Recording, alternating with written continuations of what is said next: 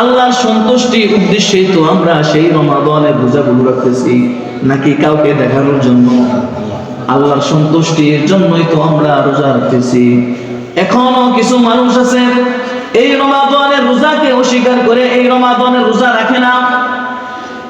এই দুনিয়াতে অনেক শ্রেণীর মানুষ আছে, কোরআনকে মানে না, রোজা মানে না, নামাজ মানে না, কিন্তু এমন কোন ব্যক্তি পাবেন না যে ব্যক্তি মৃত্যুকে অস্বীকার করেন।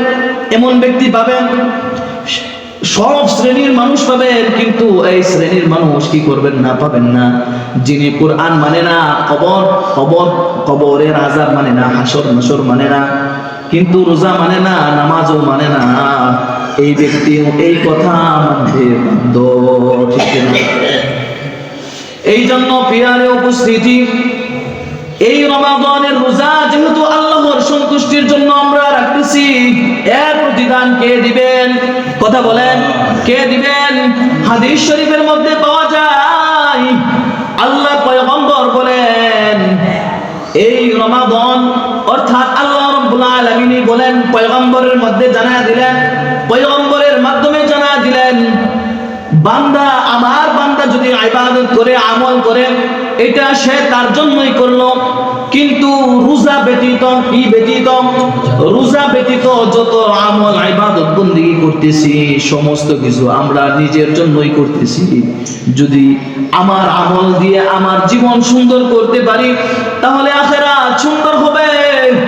কিন্তু আল্লাহ রাব্বুল আলামিন এই জায়গার মধ্যে রোজাকে বাদ দিলেন কেন? এই রোজা একমাত্র যেহেতু আল্লাহর সন্তুষ্টির জন্য, আল্লাহকে রাজি খুশি করার জন্য রাখতেছি, এর প্রতিদান একমাত্র কে দিবেন? আল্লাহ দিবেন, একমাত্র আল্লাহ দিবেন। আল্লাহ দেওয়ার কারণে আল্লাহ তাআলা কি করলেন? এই রোজাকে বাদ দিলেন। কিভাবে বাদ দিলেন? রোজা তার হাতে রেখেছেন, আর বাকি আমলগুলো আমাদের উপর ছেড়ে দিয়েছেন।